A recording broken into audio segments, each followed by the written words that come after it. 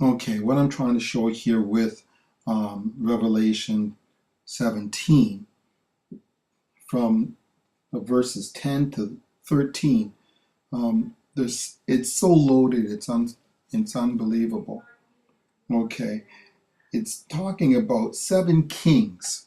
In this day and age, we really don't have kings. We have prime ministers and presidents that really control our world or orchestrate things that go on in our world. But these kings or presidents, 5 of them have fallen, and one is in office at the time of this vision. But we're already past the time of the vision, okay? Because it says at the time 5 have fallen, and the 6 is the leader. There's coming a 7, okay? One more, and then one of these 7 that are of the same thought. They work in the same manner. They're of one mind. It says in verse 13. Okay, of the 7, one is going to be the 8th. He is the man or the son of perdition. Listen again. The beast that was and is not is himself also the 8th and is of the 7.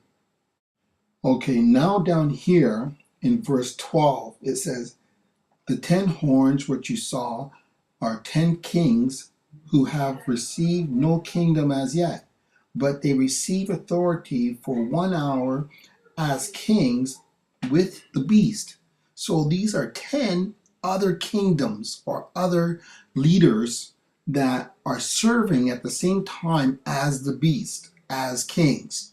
And they will all, for whatever reason, give authority over to the beast.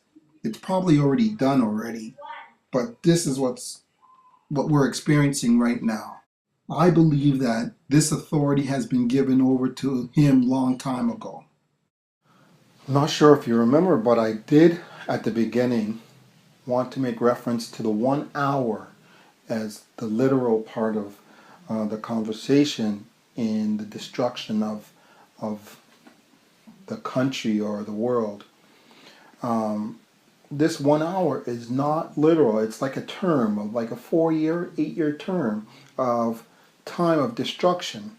It's going on in Syria right now. It's happened to Libya.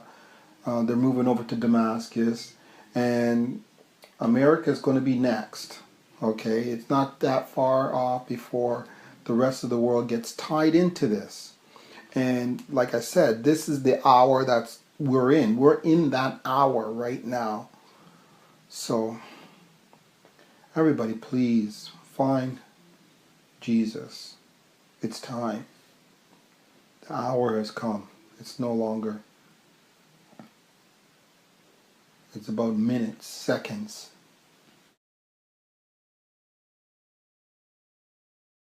Unfortunately, I don't like repeating myself in my videos, and this is why I made this list of 99 problems but my God ain't one. I wanted the viewer to always know that this is about Jesus Christ. Every topic is about coming to Christ. And why I say this is because there's a few videos that I've mentioned that coincidence, there's no such thing as coincidence. And when I was making this, going through, I'm still actually not completed this video that you're about to see this on.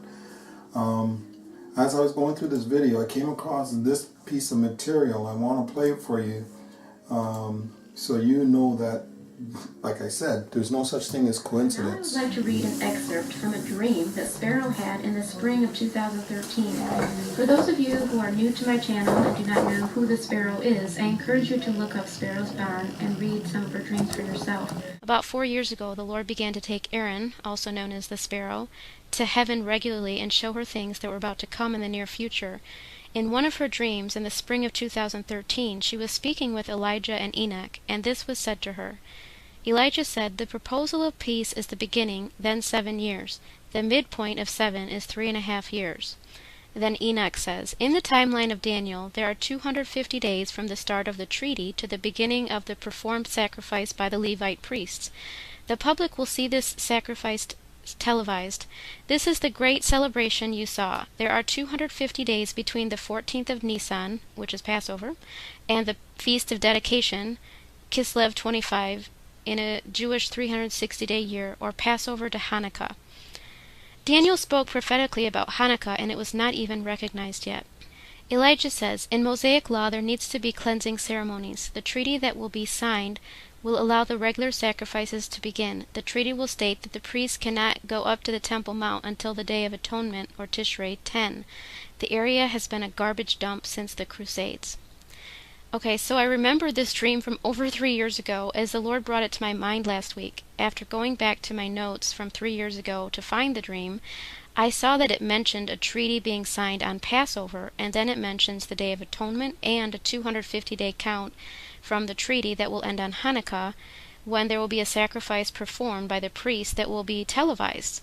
I did a Google search for Passover Treaty in 2016, and I found out that there actually was a significant climate change treaty signed right on Passover in 2016 on April 22nd at the United Nations headquarters in New York City. Over 150 countries signed this treaty. I, along with many others, have long suspected that the term climate change is a code word for something much bigger than just reducing greenhouse gas emissions. The fact that a major treaty was signed right on Passover, just as Enoch told Aaron would happen in her dream over 3 years ago, is really astounding. But when we add to that the fact that Enoch and Elijah also point her to Yom Kippur and Hanukkah in the same year that this treaty is signed on Passover, and that the 1260 days of Daniel and Revelation ends on Yom Kippur, and the 1335 days of Daniel ends on Hanukkah, which happens to fall on Christmas Day this year, it really is very clear to me that the Lord is telling us that this is correct and something very significant is coming. Enoch mentions a performed sacrifice that will be televised. This could be a literal sacrifice on the Temple Mount, or could be a different type of sacrifice. A sacrifice of human lives that causes a purification of the bride of Christ before the rapture event on the 7th day of Hanukkah. Because the rapture did not take place on the 7th day of Tabernacles this year, we know that the bride of Christ is still defiled, according to Haggai 2. Something must take place that will purify or cleanse the temple so that it is not defiled. In Revelation 14, we see that those who stand with the Lamb on Mount Zion, who escape the sudden destruction, are not defiled. Elijah mentions a cleansing ceremony. This is what Hanukkah is about, the cleansing and rededication of the temple to the Lord. I believe this dream points us to a sacrifice taking place at the start of Hanukkah, in the year when a major treaty is signed on Passover, that most likely will be a sacrifice of human lives, perhaps a nuclear attack.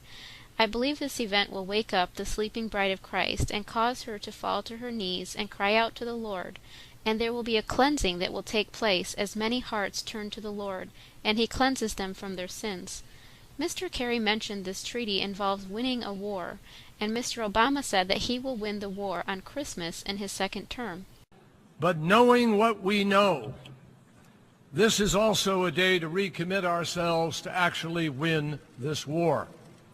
In my second term, I will win the war on Christmas. All of these signs are pointing us to this Christmas, which is the start of Hanukkah. I believe the term climate change is talking about a major change in the climate, both in the physical and spiritual sense. I believe that these satanic world leaders are planning a major sacrifice of human lives. They want to kill off over half of the human race because they believe that overpopulation is a problem. But just remember, this is all foretold in the scriptures, and they are just fulfilling the prophecies. God is ultimately in control, and he uses people to do his will. He hardens the hearts of unbelievers and shows mercy to those who believe and trust in him. Please give him your heart today if you have not already done so. He is the only way, truth, and life, and the only way to the Father and eternal life. God bless you.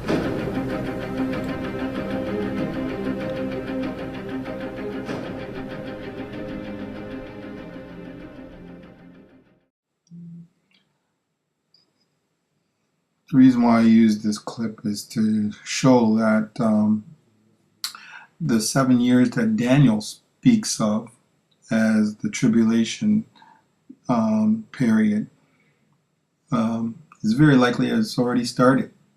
And it is very likely that that 7-year period is part of the 1 hour period as well that John talks about in Revelation 17 that has already started. We're already in it. We're experiencing it throughout the earth. Sacrifices are being going on already.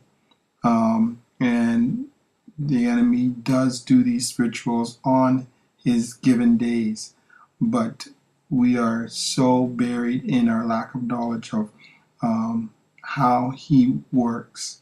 So, judging by what Sparrow says, we are already in the tribulation period, 7-year period that Daniel writes about in Daniel's 12 or 11.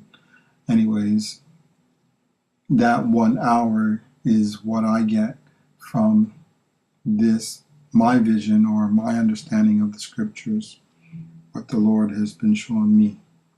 The hour has already started. Please reach out to Jesus Christ right now.